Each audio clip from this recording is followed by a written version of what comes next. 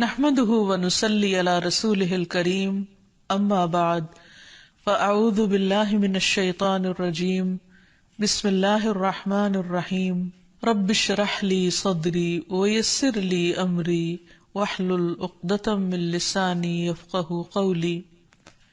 السلام علیکم ورحمۃ اللہ وبرکاتہ۔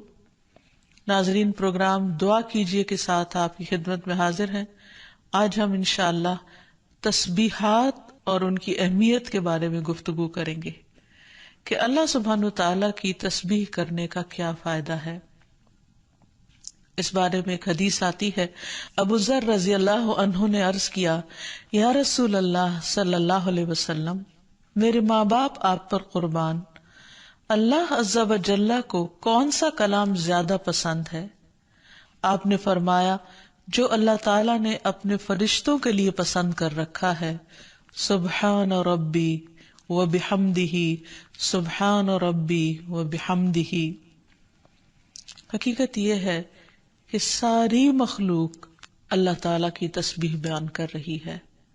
قرآن مجید میں آتا ہے، تسبح له السماوات السبع والارض ومن فیہن وَإِن مِّن شَيْءٍ إِلَّا يُسَبِّحُ بِحَمْدِهِ وَلَٰكِن لَّا تَفْقَهُونَ تَسْبِيحَهُمْ إِنَّهُ كَانَ حَلِيمًا غَفُورًا۔ ساتوں آسمان اور زمین اور جو کچھ ان میں ہے سب اس کی تسبیح کر رہے ہیں، بلکہ کوئی بھی چیز ایسی نہیں جو اس کی حمد کے ساتھ اس کی تسبیح نہ کر رہی ہو، لیکن تم ان کی تسبیح کو سمجھتے نہیں، کیونکہ ہر ایک کا اپنا اپنا انداز ہے۔ وہ بڑا بردبار اور معاف فرمانے والا ہے۔ سورۃ النور میں بھی اللہ سبحانہ وتعالیٰ فرماتے ہیں، أَلَمْ تَرَ أَنَّ اللَّهَ يُسَبِّحُ لَهُ مَنْ فِي السَّمَاوَاتِ وَالْأَرْضِ وَالطَّيْرُ صَافَّاتٍ كُلٌّ قَدْ عَلِمَ صَلَاتَهُ وَتَسْبِيحَهُ وَاللَّهُ عَلِيمٌ بِمَا يَفْعَلُونَ۔ کیا تم دیکھتے نہیں کہ آسمانوں اور زمین میں جو کچھ ہے اور فضا میں پر پھیلائے ہوئے پرندے سبھی کے سب یہ اللہ کی تسبیح کر رہے ہیں۔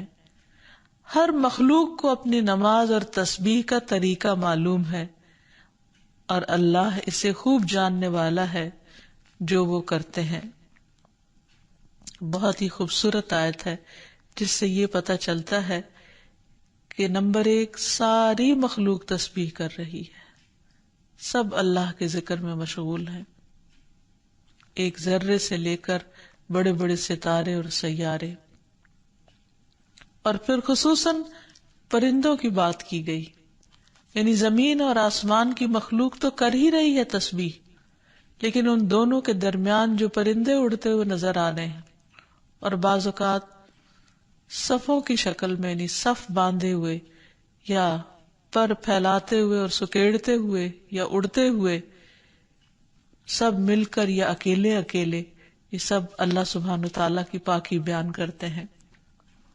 ویسے بھی آپ نے دیکھا ہوگا کہ صبح اور شام کے اوقات میں بڑے بڑے درختوں پر بیٹھے ہوئے ہزاروں کی تعداد میں پرندے یک زبان ہو کر اللہ سبحانہ وتعالیٰ کی تسبیح کر رہے ہوتے ہیں، ذکر کر رہے ہوتے ہیں۔ فرمایا یہ سب اللہ کی تسبیح کرتے ہیں۔ تیسری بات یہ فرمائی گئی کہ ہر مخلوق کو اپنی نماز اور تسبیح کا طریقہ معلوم ہے۔ کس قدر دلچسپ اور خوبصورت بات ہے کہ پرندہ ہو یا چیونٹی ہو یا کوئی بڑے سے بڑا جانور ہو یا ستارہ اور سیارہ ہو، ہر ایک کو تسبیح بھی معلوم ہے، یعنی اللہ کا ذکر کیسے کرنا ہے، اور یہ بھی معلوم ہے کہ اس کا کام کیا ہے، وہ کیوں پیدا کیا گیا ہے، یعنی اس کو اپنے مقصد زندگی کا بھی معلوم ہے، اور پھر اللہ تعالیٰ کی عبادت اور اطاعت کے طریقے کیا ہیں، اس کے لیے کون سی راہیں مقرر کر دی گئی ہیں، یہ بھی اس کو خوب معلوم ہے۔ تو اس میں حیرت کی بات یہ ہے کہ اگر ساری مخلوق یہ جانتی ہے تو پھر انسان کا انجان بننا اس کے لیے کس قدر خطرناک ہے۔ اللہ تعالیٰ نے سب کچھ انسان کے لیے پیدا کیا، اور وہ ساری چیزیں انسان کی خدمت میں خوب لگی ہوئی ہیں، لیکن انسان کو جس کے لیے پیدا کیا گیا، انسان اس مقصد کو بھول گیا اور اپنے رب سے غافل ہو گیا. تو اس لیے اگر ہم تسبیح نہیں کریں گے تو ہم ساری کائنات سے الگ ہو جائیں گے. وہ سب تو اللہ کے وفادار، فرما بردار، تسبیح گزار، اور ہم اللہ سے غافل. یہ دل کیسے گوارا کر سکتا ہے؟ اس لیے زیادہ سے زیادہ اللہ سبحانہ وتعالیٰ کی تسبیح کرنی چاہیے. ایک حدیث سے یہ بھی پتہ چلتا ہے کہ چیونٹیاں بھی اللہ کی تسبیح کرتی ہیں. جب ایک موقع پر کسی نے چیونٹیوں کو جلا دیا تو اللہ سبحانہ وتعالیٰ نے ان سے یہی کہا کہ تم نے گروہوں میں سے ایک ایسے گروہ کو جلا دیا جو اللہ کی تسبیح بیان کرتا ہے، اور ویسے بھی آگ کا عذاب اللہ کے سوا کسی اور کو دینے کا حق نہیں. پھر اسی طرح جو کھانا ہم کھاتے وہ بھی اللہ کی تسبیح کرتا ہے. عبداللہ بن مسعود رضی اللہ عنہما بیان کرتے ہیں کہ ہم آپ صلی اللہ علیہ وسلم کے زمانے میں کھاتے وقت کھانے کی تسبیح سنتے تھے. یعنی نبی صلی اللہ علیہ وسلم سنوا سکتے تھے کہ کس طرح کھانا تسبیح کر رہا ہے. پھر اسی طرح فرشتے بھی اللہ تعالیٰ کی تسبیح کرتے ہیں، جس کا وہ اقرار خود کر رہے تھے کہ وَنَحْنُ نُسَبِّحُ بِحَمْدِكَ وَنُقَدِّسُ لَكَ، کہ ہم تیری حمد کے ساتھ تیری تسبیح کرتے ہیں اور تیری پاکی بیان کرتے ہیں. قرآن مجید میں سورۃ الشورى میں بھی آتا ہے وَالْمَلَائِكَةُ يُسَبِّحُونَ بِحَمْدِ رَبِّهِمْ، اور فرشتے اپنے رب کی حمد کے ساتھ اس کی تسبیح کرتے ہیں. یعنی تعریف بھی کرتے ہیں، تسبیح بھی کرتے ہیں. تسبیح کا مطلب ہوتا ہے اللہ تعالیٰ کو ہر عیب اور نقص سے پاک قرار دینا، اور حمد ہوتا ہے اللہ تعالیٰ کی تعریف بیان کرنا، یعنی اس کی خوبیوں پر اور اس کے کمالات پر اس کی تعریف کرنا.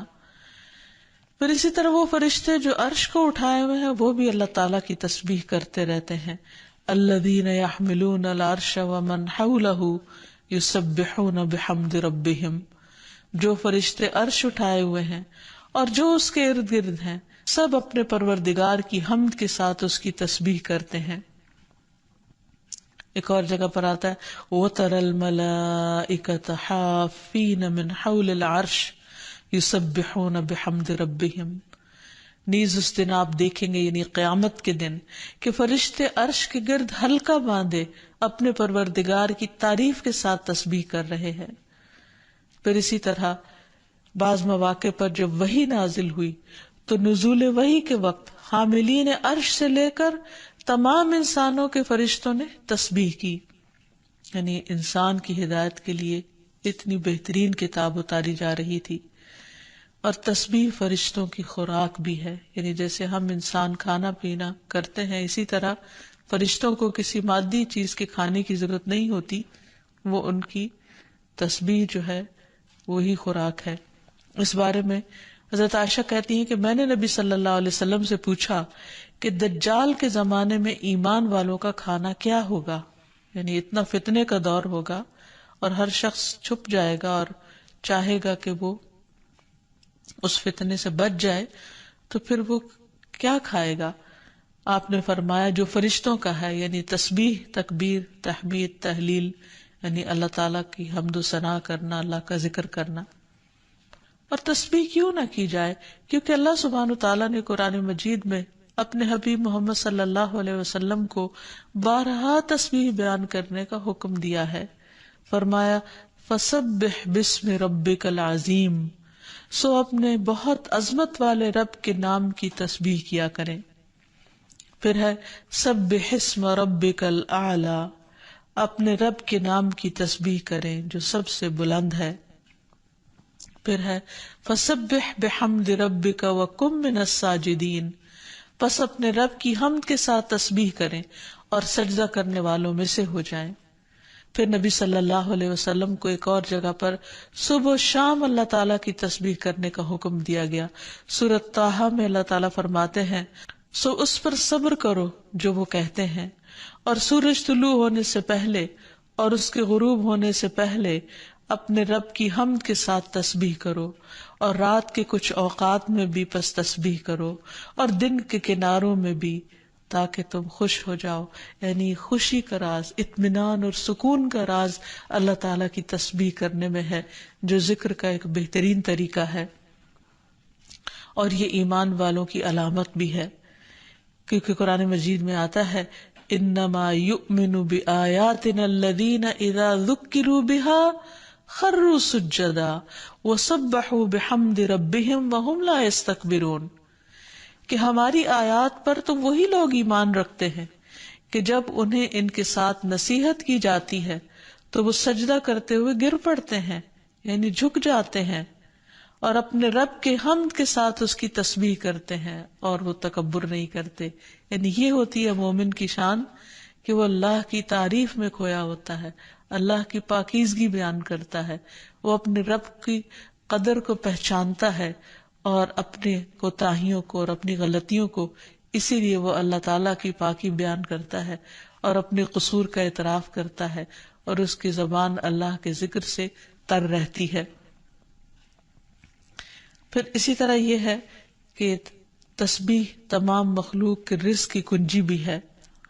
اللہ کے نبی نوح علیہ السلام کی وفات کا وقت جب قریب آیا تو انہوں نے اپنے بیٹے سے فرمایا کہ میں تمہیں ایک وصیت کر رہا ہوں، سبحان اللہ و بحمدہ کا ورد کرتے رہنا، یہ ہر چیز کی نماز ہے، اس کے ذریعے مخلوق کو رزق ملتا ہے، تو جو شخص یہ چاہتا ہو کہ اس کے رزق میں کشادگی ہو اسے بھی کثرت کے ساتھ تسبیح کرنی چاہیے۔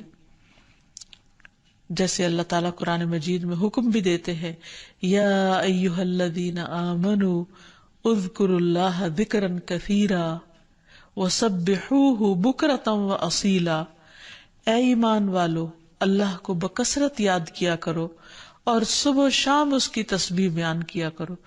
یعنی انسان کو خاص طور پر صبح اور شام کے اوقات میں تسبیح کرنی چاہیے، جس کی تفصیل احادیث میں ہمیں ملتی ہے۔ رسول اللہ صلی اللہ علیہ وسلم خود بھی کثرت کے ساتھ سبحان اللہ و بحمدہ استغفر اللہ و اتوب الیہ کثرت سے پڑھا کرتے تھے کہ پاک ہے اللہ اور اس کی تعریف کے ساتھ، اور میں اللہ تعالیٰ سے بخشش طلب کرتا ہوں اور میں اس کی طرف توبہ کرتا ہوں۔ پھر اسی طرح تسبیح اہل جنت کی پکار بھی ہوگی، دعواہم فیہا سبحانک اللہم، کہ ان کی پکار وہاں ہوگی کہ اے اللہ تو پاک ہے ہر عیب سے، ہر کمی کوتاہی سے، ہر نقص سے، یعنی تو بے عیب ہے، منزہ ہے۔ اور یہ اللہ سبحانہ وتعالیٰ کو نہایت پسند ہے کہ اس کی کوئی مخلوق اس کی پاکی بیان کرے، کیونکہ وہ اس کا مستحق ہے، وہ ہے ہی پاک۔ پھر یہ ہے کہ اہل جنت بھی صبح و شام اللہ تعالیٰ کی تسبیح بیان کریں گے، اس لیے ضروری ہے کہ انسان یہ سلسلہ دنیا سے ہی شروع کر دے۔ اہل جنت کی تسبیح جو ہے وہ ان کے سانسوں میں جاری کر دی جائے گی، اور پھر جو لوگ اللہ تعالیٰ کی تسبیح نہیں کرتے وہ دراصل بد نصیب ہیں، کیونکہ وہ اتنی بڑی خیر سے محروم ہو رہے ہیں جو دنیا میں ان کے لیے سکون کا باعث ہے اور آخرت میں ان کے لیے رب کے قرب کا ذریعہ ہوگی۔ تسبیح کے لیے جو الفاظ استعمال ہوتے ہیں اس میں سبحان اللہ و بحمدہ، سبحان ربی الاعلی، سبحان ربی العظیم، یہ تمام کلمات جو ہیں یہ تسبیح کے ہیں۔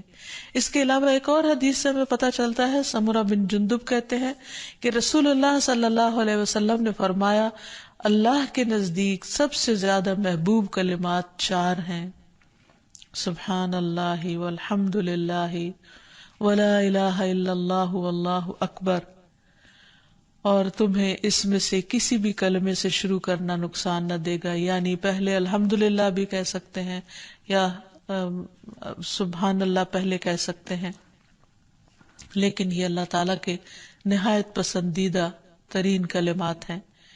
پھر اسی طرح آپ صلی اللہ علیہ وسلم نے یہ بھی فرمایا کہ بے شک تم لوگ اللہ کی عظمت کا جو ذکر کرتے ہو، یعنی تسبیح، تحلیل، تحمید، جو الفاظ بھی کہتے ہو، وہ عرش کے ارد گرد چکر لگاتے ہیں، ان کی ایسی بنبناہٹ ہوتی ہے جیسے شہد کی مکھیوں کی بنبناہٹ، وہ اپنے کہنے والے کا ذکر اللہ کے ہاں کرتے ہیں، کیا تم نہیں چاہتے کہ اللہ کے ہاں تمہارا ذکر ہوتا رہے؟ تو اس سے پتہ چلتا ہے کہ انسان اگر یہ چاہتا ہے کہ اللہ سبحانہ وتعالیٰ کے ہاں اس کا ذکر ہو تو اس کو چاہیے کہ دنیا میں وہ کثرت کے ساتھ تسبیح کرے، کیونکہ یہ اس کے لیے تمام چیزوں سے بہتر ہے۔ تسبیحات کا پڑھنا، تمام چیزوں سے بہتر ہے۔ ابو ہریرہ کی روایت میں آتا ہے کہ رسول اللہ صلی اللہ علیہ وسلم نے فرمایا، سبحان اللہ والحمد للہ ولا الہ الا اللہ واللہ اکبر، کہ اللہ پاک ہے اور سب تعریفیں اسی کے لیے ہیں، اللہ کے سوا کوئی معبود نہیں اور اللہ سب سے بڑا ہے۔ یہ کہنا میرے نزدیک ہر اس چیز سے محبوب ہے جس پر سورج طلوع ہو، یعنی بڑے بڑے سونے چاندی کے ڈھیر سے بھی زیادہ پسندیدہ تھا نبی صلی اللہ علیہ وسلم کے نزدیک ان کلمات کا ذکر کرنا، ورد کرتے رہنا۔ پھر اسی طرح یہ کلمات جو زبان پر بہت ہلکے ہیں اور میزان میں بہت بھاری ہیں اور الرحمن کو بہت ہی پیارے ہیں، وہ ہے سبحان اللہ وبحمدہ، سبحان اللہ العظیم۔ پھر ایک بار تسبیح پڑھنے سے زمین و آسمان بھر جاتا ہے۔ رسول اللہ صلی اللہ علیہ وسلم نے فرمایا، طہارت نصف ایمان کے برابر ہے، اور الحمدللہ کہنا میزان کو بھر دیتا ہے۔ سبحان اللہ اور الحمدللہ کہنے سے زمین و آسمان کے درمیانی فضا بھر جاتی، یعنی کتنا فاصلہ ہے زمین و آسمان کے بیچ کا، لیکن انسان کیا اس کے لیے بھی اس کو کچھ مشکل ہے کہ اللہ سبحانہ و تعالیٰ کی محبت کے ساتھ پاکی بیان کرے اور تسبیح کرے، جس کا ریوارڈ اتنا بڑا ہے اس کے لیے۔ آج دنیا میں انسان کو وہ نظر نہیں آتا، لیکن کل قیامت کو انسان ایک ایک نیکی کا محتاج ہوگا تو وہاں اس کو اس کی قدر آئے گی۔ اس لیے بہتر ہے کہ آج اپنے لیے انسان ذخیرہ اور سرمایہ اکٹھا کر لے۔ پھر اسی طرح انسان جب تسبیح کرتا ہے تو اس کے گناہ بھی مٹتے ہیں، یعنی ایک طرف اس کی نیکیوں میں اضافہ ہوتا ہے اور دوسری طرف اس کے گناہوں کو جھاڑنے کا ذریعہ بنتا ہے۔ انس رضی اللہ عنہ کہتے ہیں کہ رسول اللہ صلی اللہ علیہ وسلم ایک ایسے درخت کے پاس سے گزرے جس کے پتے سوکھ چکے تھے، آپ نے اس پر لاٹھی ماری تو اس کے پتے جھڑنے لگے، پھر آپ نے فرمایا، الحمدللہ وسبحان اللہ ولا الہ الا اللہ واللہ اکبر سے اسی طرح گناہ جھڑتے ہیں جس طرح اس درخت کے پتے جھڑے ہیں۔ پھر اسی طرح یہ 100 اونٹوں سے افضل عمل ہے۔ نبی صلی اللہ علیہ وسلم نے فرمایا، جس نے سورج طلوع ہونے اور اس کے غروب ہونے سے قبل 100 بار سبحان اللہ کہا تو یہ اس کے لیے 100 اونٹوں سے بہتر ہے، یعنی اتنی بڑی کمائی اور نیکیوں کا اتنا بڑا ذخیرہ ہے۔ پھر اسی طرح تسبیح کے کچھ اور کلمات ہیں کہ جن سے آسمان کے دروازے کھل جاتے ہیں۔ ابن عمر کہتے ہیں کہ ہم رسول اللہ صلی اللہ علیہ وسلم کے ساتھ نماز پڑھ رہے تھے کہ جماعت میں سے ایک آدمی نے کہا، اللہ اکبر کبیرہ والحمد للہ کثیرا وسبحان اللہ بکرۃ واصیلا، تو رسول اللہ صلی اللہ علیہ وسلم نے فرمایا، اس طرح کے کلمات کہنے والا کون ہے؟ جماعت میں سے ایک آدمی نے عرض کیا، اے اللہ کے رسول، میں ہوں۔ آپ نے فرمایا کہ مجھے تعجب ہوا کہ اس کے لیے آسمان کے دروازے کھولے گئے۔ ابن عمر فرماتے ہیں کہ میں نے ان کلمات کو پھر کبھی نہیں چھوڑا جب سے اس کے بارے میں نے رسول اللہ صلی اللہ علیہ وسلم کو یہ فرماتے ہوئے سنا، کیا کہ اس شخص کے لیے آسمان کے دروازے کھول دیے گئے، یعنی ان کلمات کے پڑھنے کی وجہ سے۔ پھر تسبیحات کا پڑھنا جنت میں درخت لگانے کا سبب بنتا ہے۔ پھر اسی طرح انسان کے تمام جوڑوں کا صدقہ ہر روز اس پر واجب ہو جاتا ہے، اور یہ تسبیحات اس کے لیے ہر جوڑ سے صدقے کا باعث بنتی ہیں۔ پھر یہ ہے کہ تسبیحات عمر میں اضافے کا ذریعہ بھی بنتی ہیں۔ نبی صلی اللہ علیہ وسلم نے فرمایا، اللہ کے نزدیک اس مومن سے افضل کوئی نہیں جسے حالت اسلام میں لمبی عمر دی گئی ہو، اس کی تسبیح و تکبیر اور تحلیل کی وجہ سے۔ پھر اسی طرح انسان کے لیے یہ تسبیحات محرومی سے بچاؤ کا ذریعہ بھی ہیں۔ رسول اللہ صلی اللہ علیہ وسلم نے فرمایا، کچھ دعائیں ایسی ہیں جن کو 100 مرتبہ پڑھنے والا کبھی محروم نہیں ہوتا۔ سبحان اللہ والحمد للہ ولا الہ الا اللہ واللہ اکبر، یعنی جب انسان کو کوئی حاجت ہو، کوئی ضرورت ہو، کوئی مشکل ہو، کوئی پریشانی ہو، تو اللہ سبحانہ و تعالیٰ کا ان الفاظ کے ساتھ ذکر کرنا شروع کر دے، تسبیح کرنا شروع کر دے، کیونکہ یہ باقی رہنے والی نیکیاں ہیں اور دنیا میں بھی انسان کو فائدہ دیتی ہیں اور آخرت میں بھی انسان کے لیے آگ سے بچاؤ کا ذریعہ ہے۔ حدیث میں آتا ہے رسول اللہ صلی اللہ علیہ وسلم نے فرمایا اپنا بچاؤ حاصل کر لو۔ صحابہ نے عرض کیا اللہ کے رسول کیا دشمن آ گیا؟ آپ نے فرمایا نہیں، لیکن جہنم سے تمہارا بچاؤ سبحان اللہ والحمد للہ ولا الہ الا اللہ واللہ اکبر سے ہے، اور یہی کلمات باقیات صالحات ہیں۔ پھر اسی طرح دل کی گھٹن اور سینے کی تنگی کا علاج بھی تسبیح میں ہے۔ پریشانی، ڈر اور خوف کو دور کرنے کا ذریعہ بھی تسبیحات ہیں۔ تو ہر موقع کی مناسبت سے انسان کو تسبیح کرتے رہنا چاہیے۔ جب نعمت کی تکمیل ہو، جیسے نبی صلی اللہ علیہ وسلم نے جب اپنا مشن مکمل کر لیا اور اللہ سبحانہ وتعالی نے ان کی گواہی دے دی کہ ان کا کام پورا ہو چکا ہے، تو اس وقت یہ سورت نازل ہوئی اذا جاء نصر اللہ والفتح ورأیت الناس يدخلون فی دین اللہ افواجا فسبح بحمد ربک واستغفر انہ کان توابا۔